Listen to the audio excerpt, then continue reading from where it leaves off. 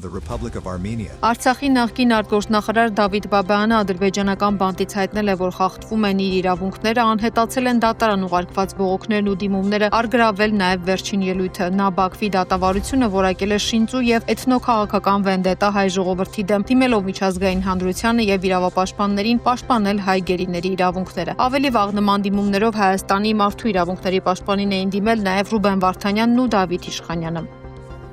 Թանկագին հայրենակիցներ, աշխարհասփյուռ հայություն, բարի կամքի մարդիկ աշխարհում մեկ, իրավապաշտպաններ, մարդու իրավունքների պաշտպաններ, լրագրողներ։ Ստիպված դիմում եմ ձեզ, քանի որ այլ ընտրանք բացապես չունեն։ Դուք գիտեք, որ մենք արդեն 3 տարի այստեղ ենք, դատական գործընթացներ ենք գնում, եւ այլ իհարկե մեծ խախտումներով, բայց վերջի այդ խախտումներին գումարվել է եւս մեկը։ Անհետացել են իմ այստեղ ուրեմն վերաքննիչ դատարան ուղղված մամար բողոքներից, որպեսզի նաև վերաքննիչ դատարանը վերանայվի այս գործը։ Իսկ մենք դուք գիտեք, որ ուզում ենք դիմենք միջազգային դատարան։ Իմ հաստատությունն է դրա մասին տեղյակ պահել 20 թվականի մայիսի 7-ին, ասելով, որ վերջին օրն է դիմումների հանձնման։ Եվ այն իհարկե անակնկալ էր, քանի որ վերջին օրը պետք է լիներ փետրվարի 25-ը, իսկ փետրվարի 23-ին ես 2 դիմում ուղարկել եմ մեկուսարանից, մի հատ էլ նամակ մեկուսարանի պետի միջոցով խնդրանքով, որ սա ուղարկեն։ Եվ այդ ամենը անհետացել է, չկա։ Ստիպված եւս մի նամակ եմ գրել, բայց չգիտեմ պատասխանը, հետեւաբար չի բացառում, որ փորձ անեն, որ թույլ չտան, որպեսզի ես դիմումներս ներկայացնեմ վերաքննիչ դատարան։ Բացի դրանից մեկուսարանից տեղափոխվելու ժամանակ ապրիլի 21-ի մեկուսարանից բանտ առգրավել է նաև իմ վերջի ելույթը ուրեմն առաջին ատյանի դատարան դեկտեմբերի 19-ին 2025 թվականին։ Սա նույնպես ոչ այնինչ է քանքայ ոչնչացնելու բոլոր քննադատական ուրեմն ելույթներ։ Հետևաբար խնդրում եմ բոլորդ սա ընդունեք որպես տեղեկություն միջազգային դատարան որպես ի վարույթ, իսկ միջազգային հանրությանը ի գիտություն, որովհետև մենք ուզում ենք իսկապես դիմենք միջազգային դատարան եւ այստեղ միայն այդ տեղնով է հնարավոր այդ հարցը կարգավորել։ Հետևաբար կոչ իմանում բոլորիդ օգնել մեզ այս ուղղությամբ համայն հարությանը եւ բարի կամքի մարդկանց։ Ես անում եմ հանուն արդարության, ժողովրդավարության, մարդու իրավունքների պաշտպանության, հանուն իսկական խաղաղության։ Եվ կարծում եմ սա միակ ճանապարհն է այս ուղղությամբ։ Հետևաբար նաև կխնդրեի, որպեսզի պահանջեք, խնդրեք, որպեսզի մեր վերջին ելույթները ձեզ տրամադրեն նաև տեսանյութով, եթե արդեն չեն ոչնչացել։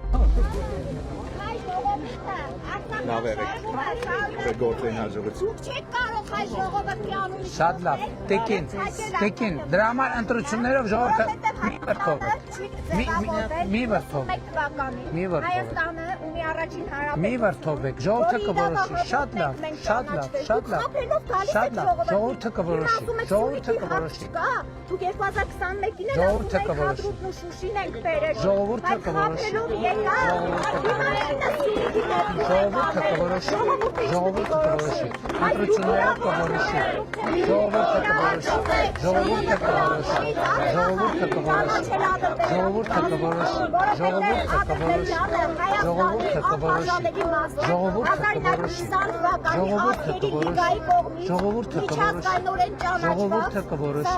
ժողովուրդը կորոշի, ընտրություններով կորոշի, կորոշի, ես հլու կհեռանամ, կորոշի, ես հլու կհեռանամ, ժողովուրդը կորոշի, ես հլու կհեռանամ, հլու կհեռանամ, ժողովուրդը կորոշի, ես կհեռանամ։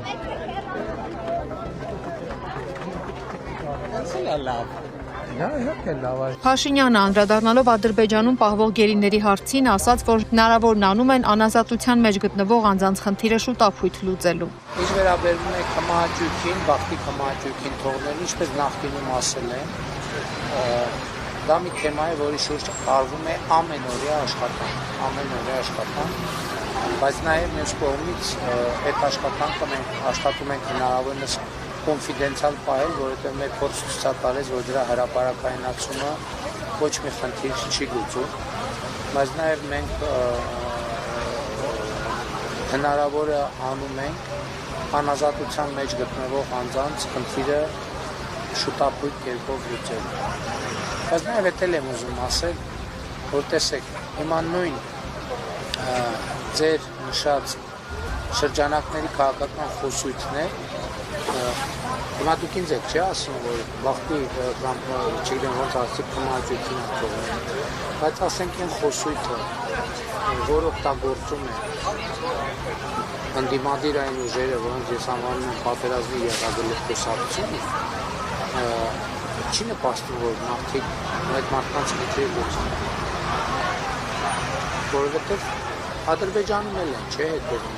քաղաքական խոսույթին։ Եվ տեսնում են, որ թե ինչ խոսույթով է հանդես գալիս պարոն Իշխանյանի մասին էինք, դուք ասում հա։ Բաբայանը, հայնցված ասցիք, Իշխանյանը հիմա տեսնում են, չէ, Իշխանյանի կուսակիցները Հայաստանում ինչ խոսույթներով են հանդես գալիս։ Հիմա դա ազդում է այդ ընդհանուր պրոցեսի վրա։ Իհարկե ազդում է։ Կամ պարոն Բաբայանի թիմակիցները եւ խամախոհները Հայաստանում ինչ խոսույթով են հանդես գալիս, ինչ քաղաքական ուղեգիծ են որդեգրել եւ ուր են տանում իրենց պատկերացրած պրոցեսին։ Այսինքն հիմա այդ տրամաբանությամբ եթե նույն դաշնակցությունը մոտավորապես զարգացնում այն միտքը, թե ասենք օրինակ Ղարաբաղը հետ ենք բերելու, չէ՞, այսինքն տրամաբանական է, որ նույն քաղաքական ուժի ներկայացուցիչին Ադրբեջանը փորձի րոպե առաջ ազատ արձակի, որ գնա միանա այդ բանին, այդ process-ին, ոնց են հետ բերելու։ Պարզա չէ, որ դա կոնֆլիկտի խոսույթ է եւ բերելու է մի ինչ-որ պահի, ինչ-որ մի դրսևոր։ Պատասխանելով հարցին, թե արդյոք մտավախություններ կան, որ Ռուսաստանը կարող է իր քաղաքացիներին պաշտպանելու անվան տակ 102-րդ ռազմաբազայի ինչ-որ գործողություններ ունենալ, Փաշինյանն ասել է. Ոչ, մտավախություն չկա, որովհետև 102-րդ ռազմաբազան, անկախ նրանից թե ինչ օրենքներ են գործում Ռուսաստանում, պետք է գործի Հայաստանի օրենսդրության շրջանակում եւ Հայաստանի իրավազորության ներքո։ Չի կարող լինել մտավախություն։ Սամվել Կարապետյանը հայտարարել է, որ Հայաստանի սահմանամերձ գյուղերը վտանգի տակ են եւ իր խոսքով Արցախին համարժեք հայաթափվել են։ Նա իշխանություններին մեղադրել է սխալ քաղաքականության արտագաղթի, ծնելիության նվազման եւ երկրի փոքրացման մեջ, նաեւ մտահոգություն հայտնելով հնարավոր ադրբեջանցիների վերաբնակեցման վերաբերյալ։ Այս մարտիկ հանգիստ առանց աչքերը թարթելու փոքրացնում են մեր երկիրը, նվաստացնում են մեր երկիրը եւ այսպես գնալով մի քանի տարի հետո մենք կարող ենք ունենալ Հայաստան առանց հայերի կամ շատ քիչ հայերով։ Բացարձակ չի տարվում քաղաքականություն մարզերի զարգացման համար։ Արտագաղթը հասնում է բացարձակ մակարդակների։ Իրեն սուտ հայտարարությունները, որ մենք ունենք բնակության աճ, մենք այսօր մեր հանրությանը կներկայացնենք, որ ամբողջությամբ հակառակ պատկերն է։ Ներքին քաղաքականությունը կարելի է բնութագրել, հասցրել են զրոյի։ Ամեն օր գոռգոռում ու ղժղժում են ասֆալտից, բայց այդ ասֆալտը ինձ թվում է մի քանի տարի հետո միայն պետք է գալու իրեն հեծանիվ քշելու համար, որովհետև եթե գյուղերում ասֆալտ են անում, իսկ այդ գյուղերում մարդ չի ապրելու, կամ դպրոց են սարքում, այդ գյուղերում մարդ չի ապրելու,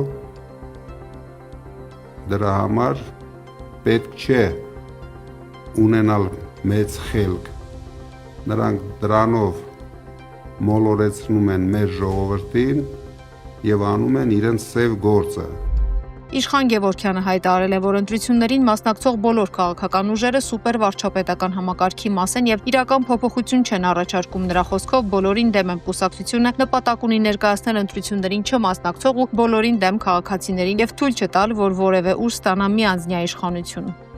Այս կանոնով ընտրության մասնակցող բոլոր ուժերին մերժում ենք, որտեղ այս կանոնով հաղթողը դառնալու է սուպեր վարչապետ, իր հրամանով լիճ դատարկվի,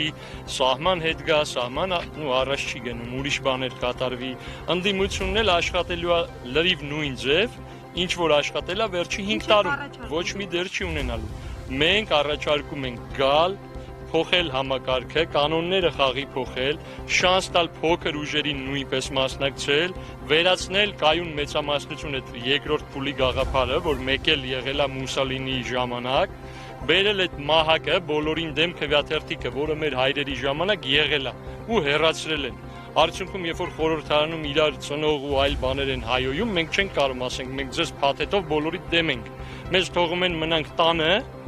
իսկ մեր տանը մնալով նրանք են շահում, որտեղ մեկը ունի վարչական ռեսուրս, մեկը լիքը փող, իրանք ընտրողներին պռագոններով կամ կոչերով կամ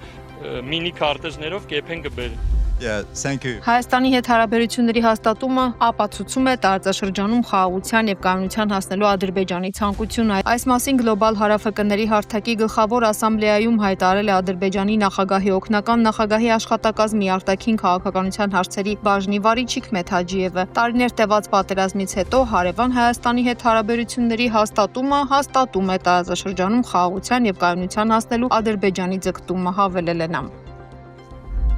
Եվրամիությունը ջերմորեն ողջունում է Թուրքիայի հայտարարությունը Հայաստանի հետ երկկողմ առևտրի մեկնարկի մասին, ասվում է Եվրամիության արտաքին գործողությունների ծառայության հայտարարության մեջ նշվում է, որ սա երկու երկրների հարաբերությունների կարգավորման գործընթացի ուշագրավ զարգացում է, որը նաև ցույց է տվել երկաթուղային կապերի վերականգնմանը նպաստելուն ուղղված երկկողմ աշխատանքային խմբի վերջին հանդիպումը 26 թվականի ապրիլի 28-ին, որը Եվրամիությունը ողջունել է։ Այս նշանակալի քայլը ներուժ ունի խթանելու երկու երկրների միջև առևտրային եւ տնտեսական հնարավորությունները ազդեցություն ունենալով ամբողջ հարավային Կովկասի, նաև Եվրամիության վրա։ Մենք խրախուսում ենք երկու երկրներին շարունակել համատեղ աշխատանքը, այդ թվում երկկողմ սահմանի վերաբացման ուղղությամբ, ասվում է հայտարարությունում։